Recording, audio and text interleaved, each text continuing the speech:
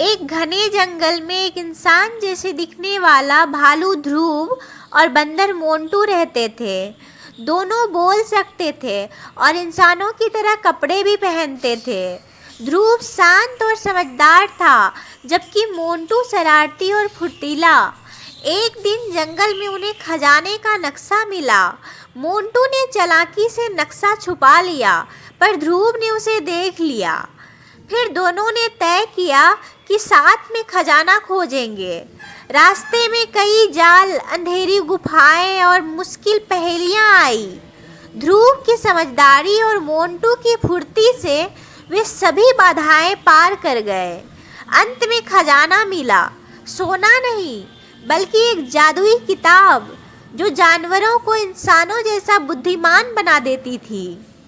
दोनों ने मिलकर पूरे जंगल को बुद्धिमान और खुशहाल बना दिया।